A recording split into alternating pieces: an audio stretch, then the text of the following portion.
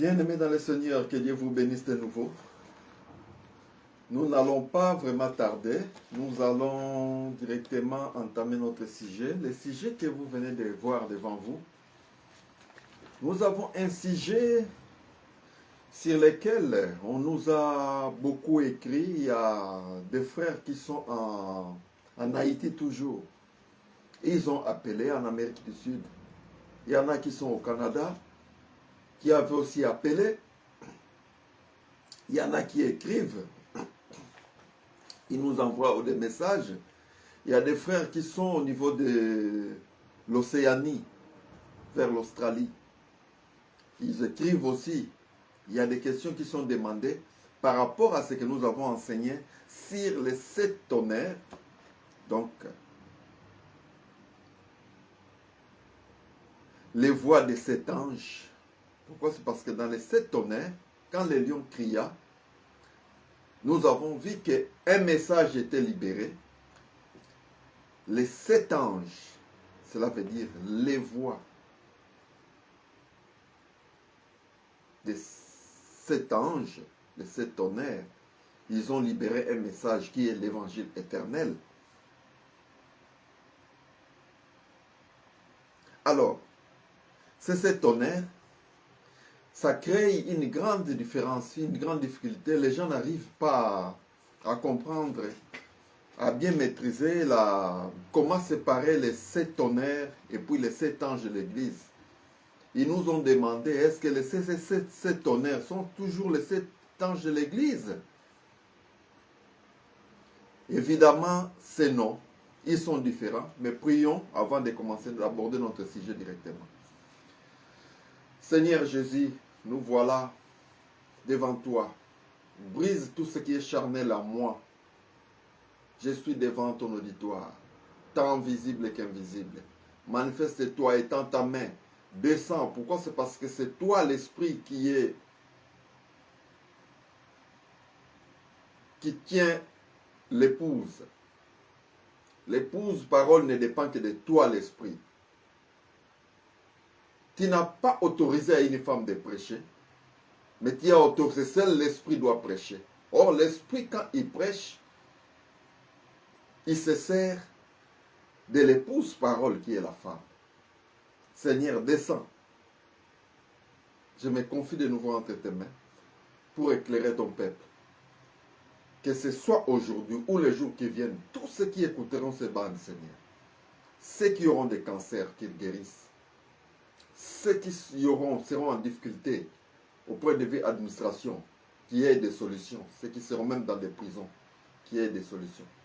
Ceux qui seront dans des difficultés financières, Seigneur, étends ta main. Je sais que tu es grand et puissant. Descends pour nous éclairer. Il faut que des signes accompagnent ces enseignements pour confirmer ta présence. Je le demande sous le nom puissant de Jésus. Amen. Directement, nous allons toucher les points que nous traitons ici. N'oubliez pas, quand nous parlons de 7 anges de l'Église, là nous allons dans le livre d'Apocalypse. Dans le livre d'Apocalypse, du chapitre 2, là, nous voyons écrit aux 7 églises d'Asie. La première lettre, nous voyons, écrit à l'ange de l'église de l'Éphèse. On a écrit à cet ange-là. N'oubliez pas que cet ange ici, on parle d'un ange. Mais ce n'est pas une seule personne, c'est une multitude. Un groupe, une division des ministres de l'Évangile. Par après, nous sommes répartis dans la deuxième lettre, écrit à l'ange de l'église de Smyrne.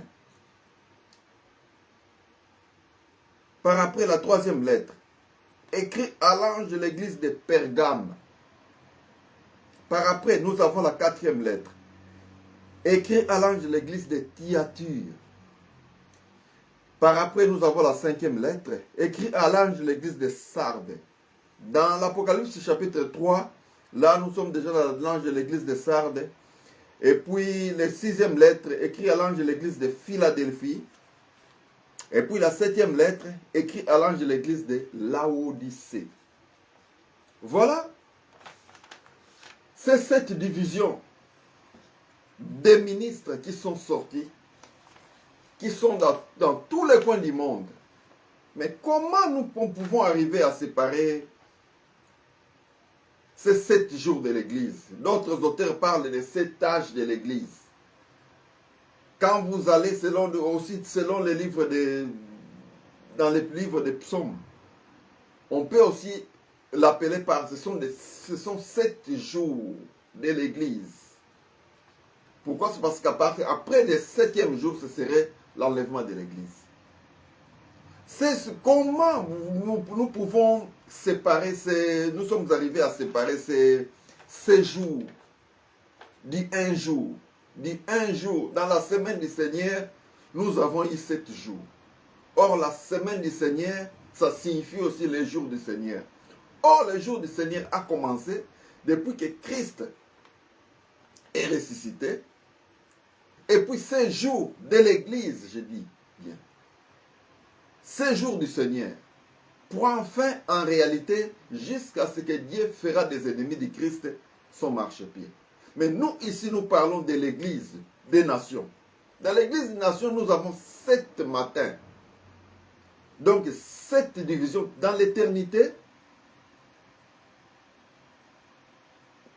le facteur temps ne joue pas. Quand vous voyez tous ces jours aussi dans l'éternité, c'est comme quelqu'un qui allait voir les océans. Vous voyez, quand vous allez en avion, vous survolez les océans, vous verrez qu'entre l'océan Atlantique et l'océan Pacifique, ce sont des océans, mais vous verrez qu'il y a toujours une différence. Cette différence-là va de pair avec la concentration de chaque océan en sel. Quand vous avez l'eau de l'océan Atlantique par rapport à l'eau de l'océan Indien, ce n'est pas la même eau. En voyant, en fixant, vous voyez qu'il y a une différence. Là où les 2 océans se rencontrent, vous verrez que l'eau ici est différente de l'eau de l'autre côté. Tout comme l'océan, l'Arctique du Nord, l'océan Arctique du Sud, ce n'est pas une même eau. Tout va de pair avec la concentration en sel. Alors, qu'est-ce que je veux dire par là? En réalité, les anges, la division d'anges qui vient se manifester, pour manifester la parole de Dieu dans ces temps. N'oubliez pas, on a parlé de ce matin. Notre vraie question qui est là, les gens se demandent la différence entre l'ange de l'église et puis les 7 tonnerres. Est-ce que c'est la même personne? Nous allons répondre à la question. Mais là, je suis en train de donner une lumière un peu sur ce qui concerne les océans. Vous voyez les océans? Ces eaux-là, ces océans-là, en les observant, ces eaux-là n'ont pas la même coloration. Cela va de pair avec la concentration en sel. C'est tout comme aujourd'hui. La foi, une seule foi a été donnée aux saints. Une seule fois pour toutes, pour l'Église, pendant les 7 jours de l'Église, durant la semaine de l'Église, durant les jours nouveaux. Tout ça, ce sont des langages qui se parlent dans l'expression biblique. Pour les saints, c'est là où ils sont saints par rapport à l'appel de Dieu. Pour les saints, ça se dit, ça s'explique. Mais n'oubliez pas une chose, c'est bien que dans le livre de Jude, chapitre 1er, au verset 3, il a été conseillé de combattre pour la foi qui a été transmise aux saints, une seule fois pour toutes. Qu'est-ce que cela veut dire? Pour qu'un âge, ou bien un jour, se déclenche, donc pour aller de l'ange de l'Éphèse, pour l'ange de Smyrne, il y a des divisions d'anges qui viennent, des serviteurs qui viennent. Mais ce qui les déclenche, ce sont les tonnerres. Ce ne sont pas que je dirais les anges de l'église, non. Pourquoi, qu'est-ce que je vais dire là? Les anges, les tonnerres, ce sont des amis de l'époux. Les tonnerres, ce sont des amis de l'époux. C'est comme, prenons par exemple, je vous donne l'exemple. Lisons dans les sujets où nous sommes, quand vous êtes dans le livre d'Apocalypse chapitre 10, nous allons lire pour essayer d'expliquer pourquoi. C'est parce qu'il y a des frères qui ont beaucoup posé ces questions. Alors nous essayons d'éclaircir là-dessus. Quand vous êtes dans le livre d'Apocalypse chapitre 10, à partir du verset 3, vous allez voir. Il cria d'une voix forte comme il rugit un lion.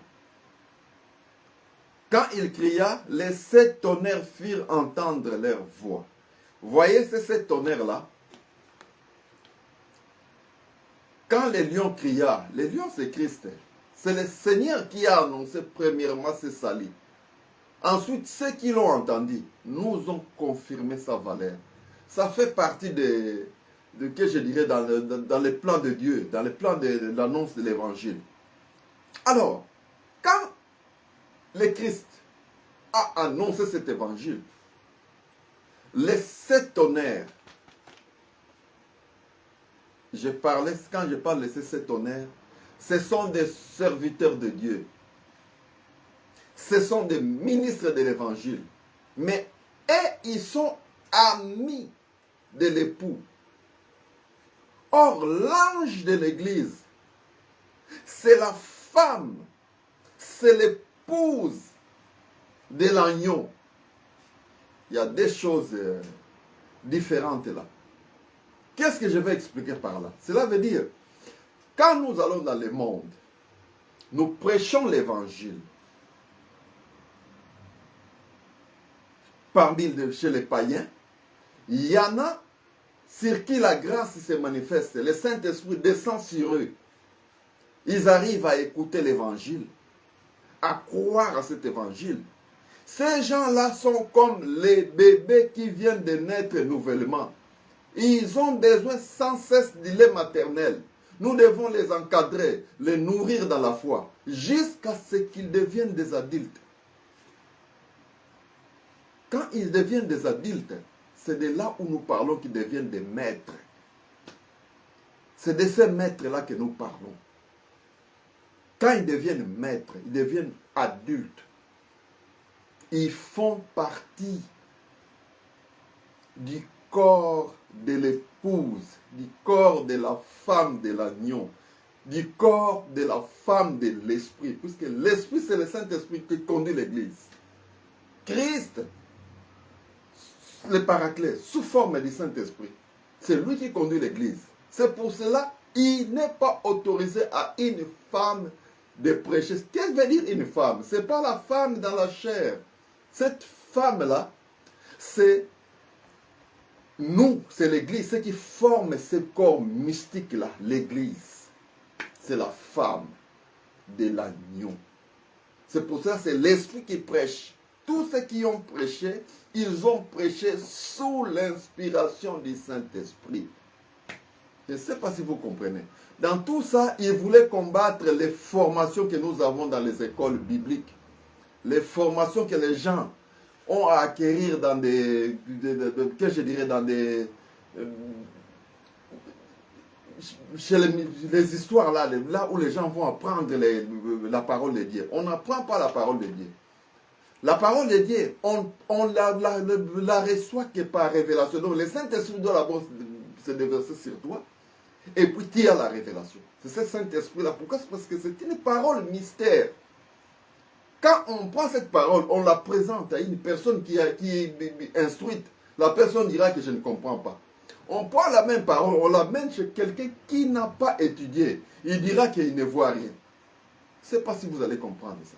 Donc, pour recevoir cette parole, il faut seulement le Saint-Esprit. Donc, ce que je vais expliquer par là, très chers frères, vous voyez, quand les lions cria, dans l'Apocalypse chapitre 10, on nous dit que quand il cria, les 7 tonnerres firent entendre leur voix. Vous voyez ces 7 tonnerres-là? ce sont des serviteurs de Dieu. Ce sont eux qui déclenchent les jours ou l'âge de l'Église, ou bien les jours. Ce sont eux, ils viennent. Dans l'humanité comme ça, nous voyons que le fait que nous naissons, nous mourons, d'autres ressortent. Mais à l'éternité, quand vous les voyez, ils sont là. Pourquoi? C'est parce que Dieu ne crée plus. Dieu avait déjà tout créé. Mais le problème qui est là, notre temps de venir se manifester dans la chair, c'est ce qui crée la petite différence. Vous voyez, quand le lion cria, ça c'est Jean. Dans la vision, Dieu lui a fait voir le plan. Les 7 tonnerres, tous ont répondu. Donc ça, c'était dans, que je pourrais dire ça, quand ils ont répondu, tous, c'est du temps de l'Éphèse, c'est du temps de Smyrne, c'est du temps de Pergame, c'est du temps de Thyatire, c'est du temps de Sardes, c'est du temps de Philadelphie, ainsi que c'est du temps de Laodicée. Tous, quand les lions cria, puisque les lions cria, c'était des choses qui se sont faites, qui se sont manifestées depuis le ciel. Or, dans le ciel, on parle de l'éternité. Dans l'éternité, il y a le présent éternel. Quand vous venez dans le temps, c'est là où il y a les 1970, 1980, 2000, 2050. Ça, c'est dans le temps. Mais cette vision s'est passée depuis le ciel. Là, on voit l'éternité, le présent éternel. Alors, ils ont tous répondu ensemble. Jean a écouté. Vous voyez, Jean, il a entendu. Il voulait écrire. Pourquoi? C'est parce que Jean, c'était un ministre de l'évangile. Mais Jean faisait partie des amis de l'époux. Donc Jean, ils font partie de ceux qui ont déclenché les premiers jours. Les amis de l'époux ne font pas partie du corps de l'Église. Mais ils sont amis. Voyez quand... Qu'est-ce que je veux dire par là? Voyez même quand vous allez dans le livre de... Je vous donne un exemple. Quand nous allons dans le livre de Jean, chapitre 15, au verset 15, il est dit ceci. Je ne vous appelle plus serviteurs, parce que les serviteurs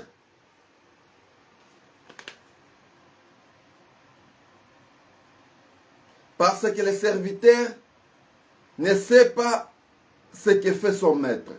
Je vous appelle amis, parce que je vous ai fait connaître tout ce que j'ai appris de mon Père.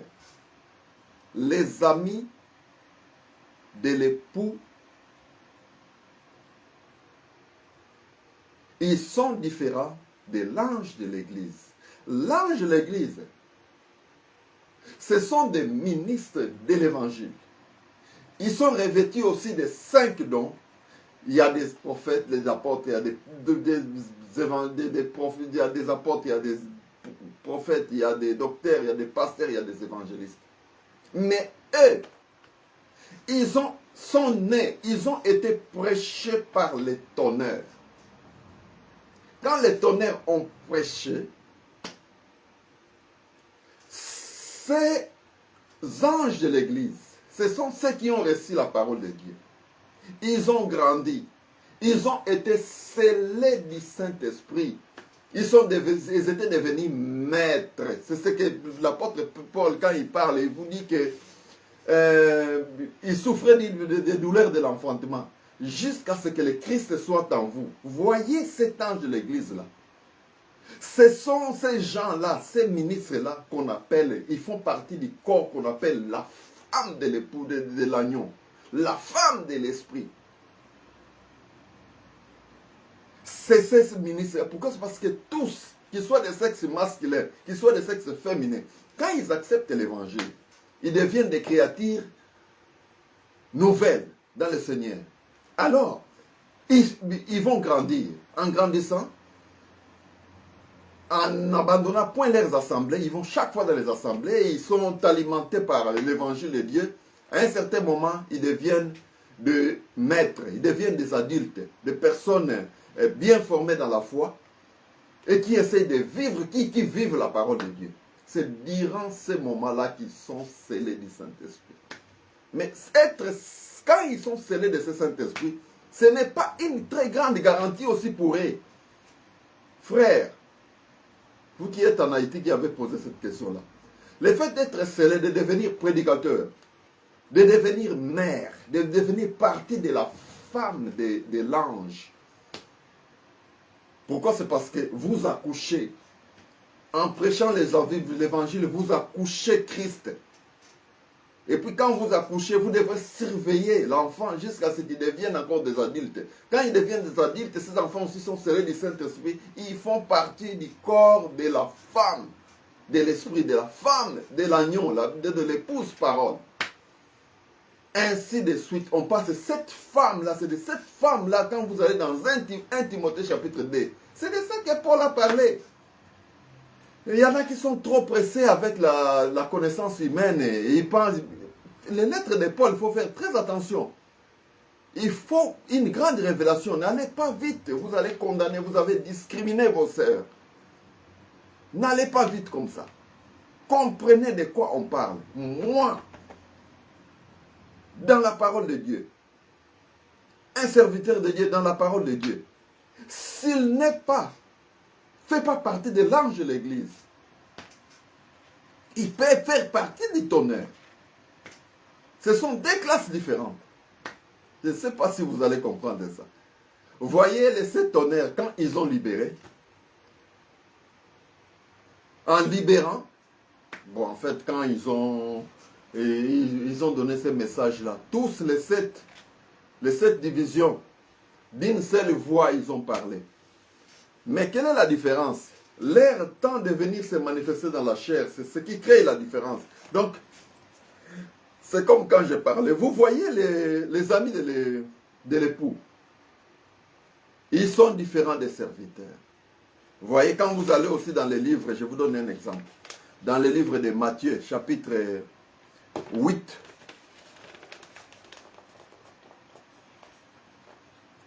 Matthieu chapitre 9, dans le verset 15, on peut lire ceci. Les amis de l'époux peuvent-ils s'affliger pendant que l'époux est avec eux?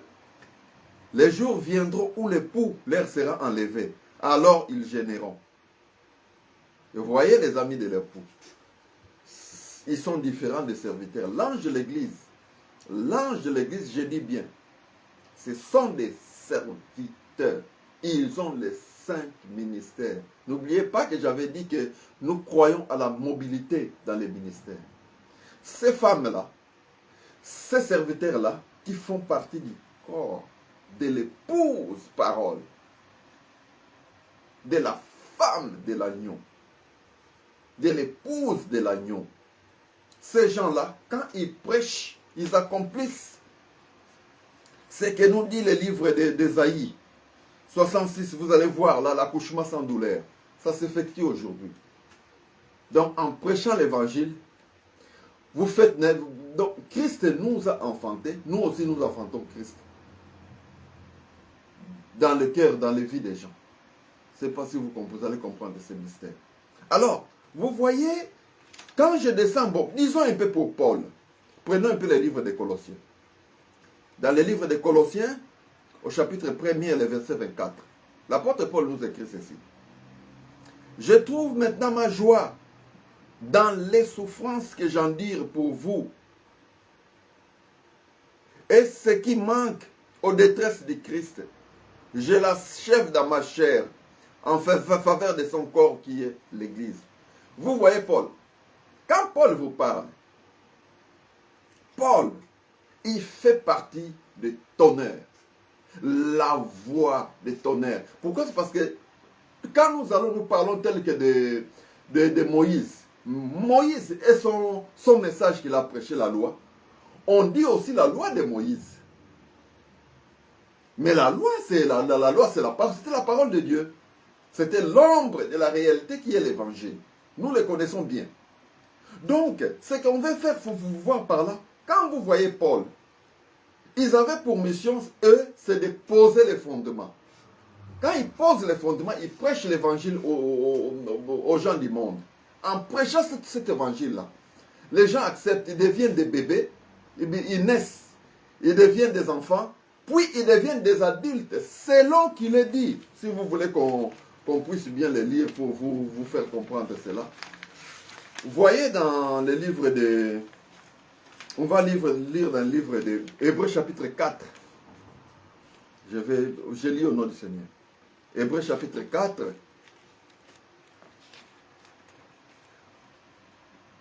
Au verset 13, 11 à 13. Suivez un peu. Voyez, quand ici, nous parlons de l'ange de l'église. Quand on parle de cet ange, c'est toute une division des ministres qui est là. Vous verrez, quand vous lisez la lettre écrite, il y a les blâmes. Vous voyez les blâmes de la première lettre à la 7e lettre. Ces blâmes-là retombent sur l'ange de l'église. Ces serviteurs-là qui étaient scellés du Saint-Esprit, qui faisaient partie du corps qu'on appelle la femme, l'épouse parole, la femme de l'Esprit, la femme du Christ. Je ne sais pas si vous allez comprendre. Quand on parle du Christ, c'est tout un mystère. Mais quand on parle de l'épouse parole, cette femme-là, je ne permets pas à la femme d'enseigner. On n'a pas parlé de la femme dans la chair. Arrêtez. Les lettres de Paul, frère, il vous faut un peu de collyre. Ajoutez des collyres dans vos yeux. Là, vous n'allez pas vous faire disqualifier. Voyez maintenant, un mystère que je vais vous lire là-bas. Voyez quand vous êtes dans l'Apocalypse, dans l'Hébreux chapitre 4. À partir de 11, comme j'ai dit. Hébreux chapitre 4, 11 à 13.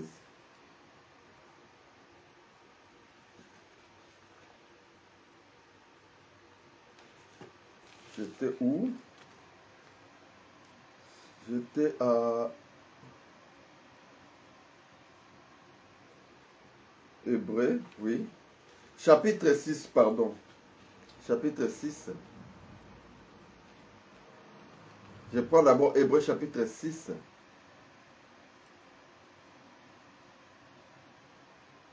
Alors, je commence par le verset 11. Nous avons beaucoup à dire là-dessus et des choses difficiles à expliquer parce que vous êtes devenus lents à comprendre. Vous, en effet, qui depuis longtemps devrez être des maîtres, vous avez encore besoin qu'on vous enseigne les premiers rudiments des oracles de Dieu. Vous en êtes devenus à avoir besoin du lait et non d'une nourriture solide. Quiconque en est au lait n'a pas d'expérience à la parole de justice, car il est un enfant. Mais la nourriture solide est pour les hommes faits, pour ceux dont le jugement est exercé par l'usage à discerner ce qui est bien et ce qui est mal. Vous voyez les adultes que nous parlons de la foi.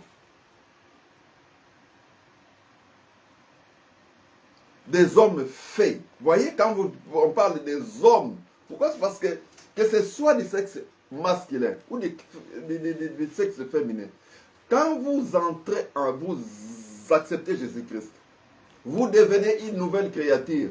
Vous n'êtes ni homme du sexe, ni femme du sexe, mais vous devenez Christ. Vous devenez fils de Dieu, on parle des hommes. Alors, vous allez devenir des hommes faits, donc des adultes dans la foi. C'est là où se cache les grands mystères. Le mystère de Dieu vierge, c'est là-bas. Pourquoi? C'est parce qu'il y en a qui pensent, quand ils sont déjà devenus adultes dans la foi, ils sont serviteurs dans la foi, ils prêchent l'évangile, ils prêchent puissamment l'évangile. Ils sont convaincus qu'ils ont fait l'expérience des choses de Dieu. Ils sont convaincus qu'ils ont le Saint-Esprit. Mais ils oublient une chose. C'est là le mystère de Dieu vierge. Quand on vous parle dans le mystère de Dieu vierge, c'est parlé dans Matthieu chapitre 25, versets 1 à 13. Vous allez voir, il y en avait 5 qui étaient sages. Il y en avait 5 autres qui étaient folles. Pourquoi? C'est parce que tous, c'est vrai, ils étaient scellés du Saint-Esprit. Tous étaient scellés du Saint-Esprit. Tous avaient le Saint-Esprit. Mais il y a une chose que vous ne devrez jamais oublier. Dans le livre de 2 Timothée, chapitre 2, versets 11 à 12, je vais vous lire ça. Il y a une chose que vous ne devrez pas ignorer. Dans le livre de 2 Timothée.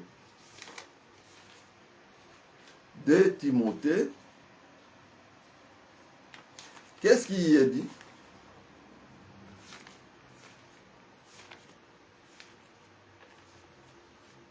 Il est dit ceci, dans le verset 11 à 12. Cette parole est certaine. Si nous sommes morts avec lui, nous vivons aussi avec lui.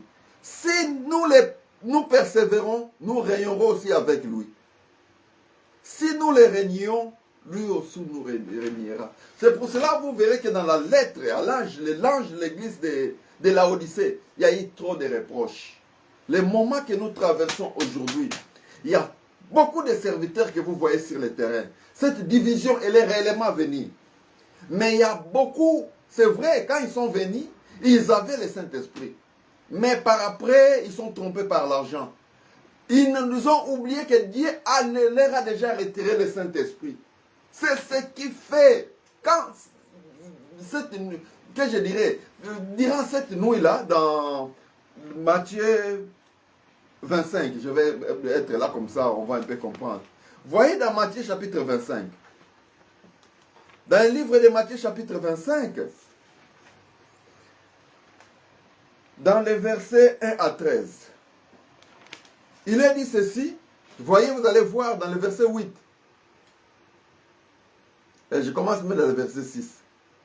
Au milieu de la nuit, on cria, voici l'époux, allez à sa rencontre. Alors toutes ces vierges se réveillèrent et préparèrent leurs lampes. Les folles dirent aux sages, donnez-nous de votre huile, car nos lampes s'éteignent. Les sages répondirent, non, il n'y en aurait pas assez pour nous et pour vous. Allez plutôt chez ceux qui en vendent et achetez-en pour vous. Pendant qu'il y allait, l'époux arriva. Voyez ce mystère, le grand mystère qui est là. Ça frappe. Quand on parle de la femme de l'épouse, c'est ces groupes-là, c'est dans ces groupes-là qu'on a parlé de 10 vierges. Pourquoi? C'est parce que vous verrez quelque part dans les psaumes 51, verset 13, je vais vous lire ça. Dans les psaumes, chapitre 51,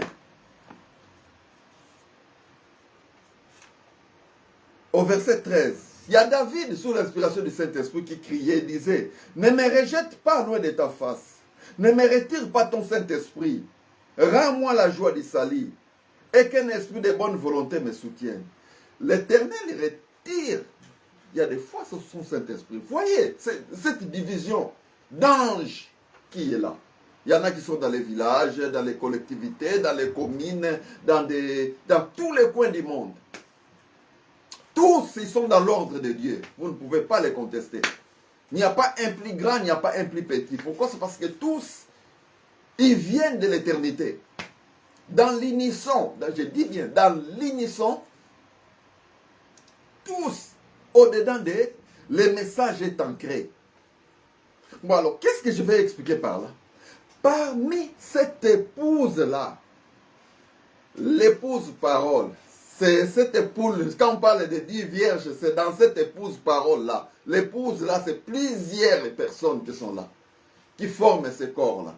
Quand Christ a parlé de cette épouse-là, des 10 vierges, ce sont des gens qui étaient enfants, qui étaient prêchés, qui sont nés dans la parole de Dieu. Ils sont devenus adultes, ils sont devenus maîtres parce qu'ils avaient été scellés du Saint-Esprit.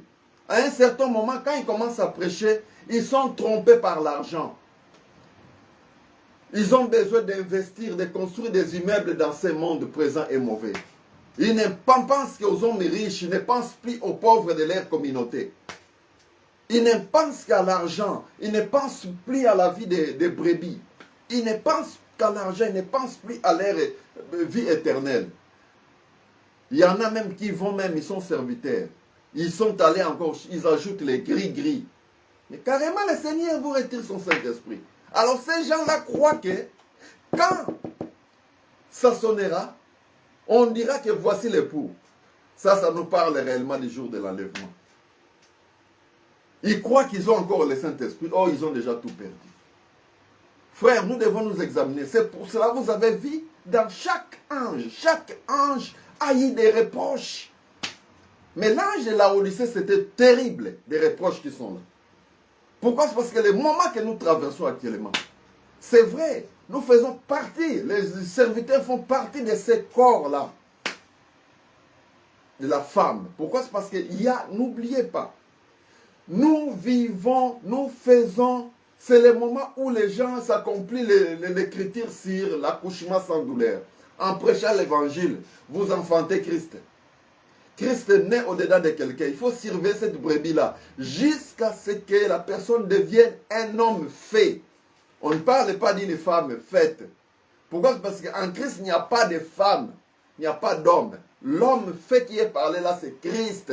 Pourquoi? C'est parce que dès qu'une personne se donne à Christ, accepte Christ, il devient une nouvelle créature. Son sexe n'a plus d'impact. Tous, du sexe masculin, du sexe féminin, nous faisons, en grandissant, en devenant maître, nous faisons partie du corps de l'épouse de cette femme-là, en qui elle a été dite dans 1 Timothée 2, je ne permets pas à la femme d'enseigner. On peut pas bien parler à cette femme-là. Pourquoi? Parce que tous ceux qui ont prêché, ils prêchent sous l'inspiration de l'homme qui est Jésus, l'Esprit. Je reviens. Bien-aimés, vous qui étiez au Canada, qui avez posé cette question, vous qui êtes en Amérique du Sud, en Australie, la différence entre l'ange et l'église, vous comprenez maintenant l'ange et l'église. L'ange et l'église, c'est cette division d'hommes. Cette division-là, elle a été prêchée. Ce qui viennent, ce qui déclenche les jours ou l'âge de l'église, ce sont les tonnerres. La voix des tonnerres. Donc l'ange de la voix, ce sont des anges de la voix. C'est pas, vous verrez, au jour de la voix du 7e ange. Vous voyez, quand il sonnera, au jour de la, vous voyez qu'on lit, on va revenir là. Vous voyez dans l'Apocalypse chapitre 10.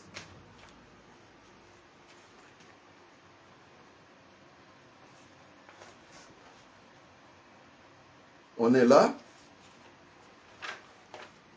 Alors, dans l'Apocalypse chapitre 10, il est dit ceci. Quand il cria, je commence l'Apocalypse 10, je commence par le verset 3. Quand il cria, les 7 tonnerres firent entendre leur voix. Vous voyez ici.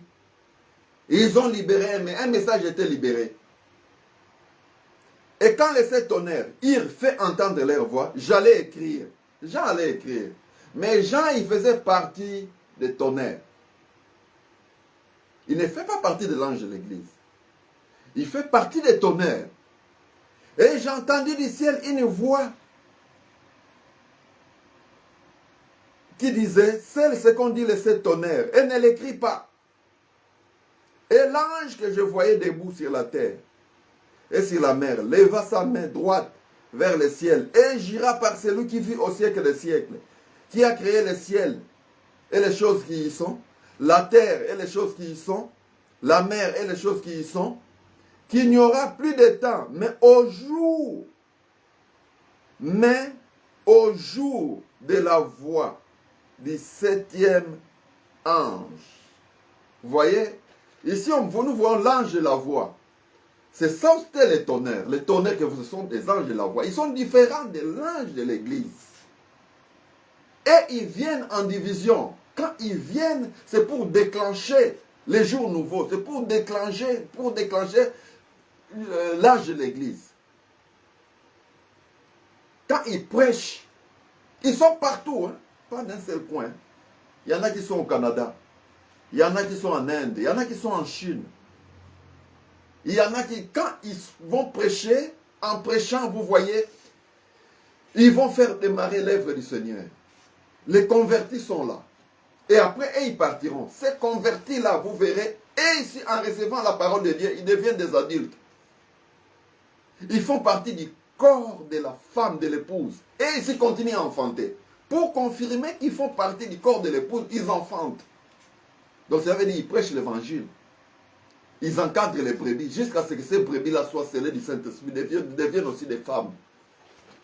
Mais dommage, souvent quand ils deviennent ces femmes-là, ils deviennent des bons ministres, des bons prédicateurs, des hommes faits dans l'évangile. C'est là où ils sont trompés par l'argent.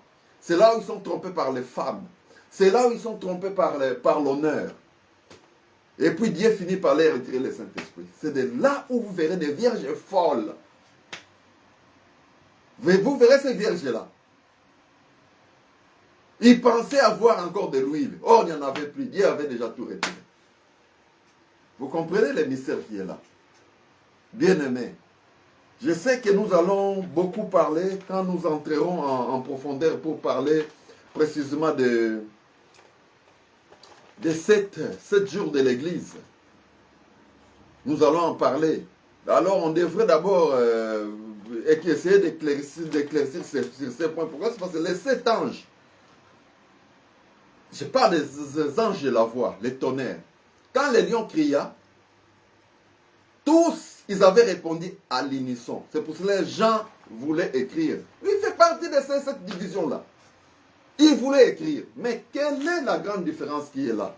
N'oubliez pas, quand vous vérifiez l'eau de l'océan, les océans, il y en a l'océan Arctique du Nord, Arctique du Sud, Atlantique, Pacifique, océan Indien, l'océan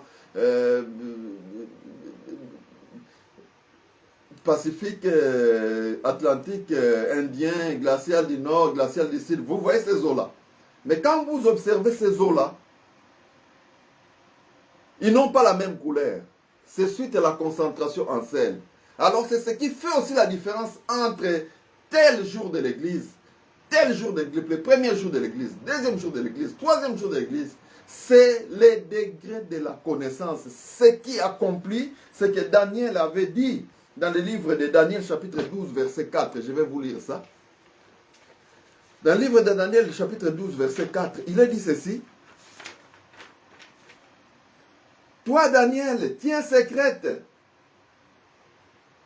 ces paroles et scelle les livres jusqu'au temps de la fin. Plusieurs alors les liront et la connaissance augmentera. Vous verrez que la connaissance dans les choses de Dieu, de ce qui était dans les premiers jours, dans le premier âge, et ceux qui sont dans les 7e jour, ce n'est pas la même connaissance. C'est la même eau. Mais quand vous le voyez, la couleur n'est presque pas la même. Mais c'est la même foi, les mêmes fondements. Pourquoi? C'est parce que la division qui est venue pendant l'Éphèse, elle avait son degré de connaissance. La division qui est venue en Smyrne, il y a une connaissance plus grande. La division qui est venue en Pergame, elle avait aussi une connaissance plus avancée. La division qui est venue en Thyatire, encore plus avancée. La division qui est venue en Sardes, c'était encore plus avancé. La division qui est venue en Philadelphie, une connaissance encore plus avancée. La division qui est venue de Laodicée, elle a encore de très belles connaissances. Aujourd'hui, nous savons, nous comprenons que la femme dont la Bible fait mention, c'est la femme de l'esprit, c'est l'épouse parole. C'est pour cela, les hommes de Dieu, quand ils prêchent, ce ne sont pas eux qui prêchent, c'est le ministère, c'est l'inspiration du Christ qui prêche. Tout ça, c'est pour faire voir aux gens que les écoles bibliques, les séminaires, cela n'amène pas une personne dans l'œuvre de Dieu. Pourquoi? C'est parce que quand vous allez dans les séminaires, c'est la femme qui prêche, c'est l'homme qui prêche. Quand vous allez dans les écoles bibliques, c'est l'homme qui prêche. Mais ceux qui sont dans la foi, quand ils grandissent, deviennent des maîtres. Ce ne sont plus eux qui prêchent, mais c'est l'esprit. C'est pour cela qu'on interdisait à la femme. L'homme ne devait pas prêcher, c'est l'esprit de Christ qui prêche. Nous aurons le temps d'en parler. Nous aurons le temps d'en parler quand on va bien développer sur les 7 jours de l'Église, les âges de l'Église, les anges de l'Église. Frère, je sais que vous avez bien compris la différence entre les 7 tonnerres et les 7 anges de l'église. Les 7 tonnerres, ce sont les 7 anges. Ce sont des anges de voix. C'est un groupe, c'est une division qui arrive. Et ils ne font pas partie du corps de l'épouse. Non. Et ils sont des amis de l'époux. Mais pourtant, les 7 anges de l'église font partie du corps. Ce sont eux qui constituent ce corps-là. Là, que je dirais, la femme. C'est comme il est dit là. Voilà. Je vais vous lire ça, quelques références. Vous voyez, lisons un peu dans l'Apocalypse chapitre 19, verset 7. Dans l'Apocalypse 19, verset 7, il est dit ceci.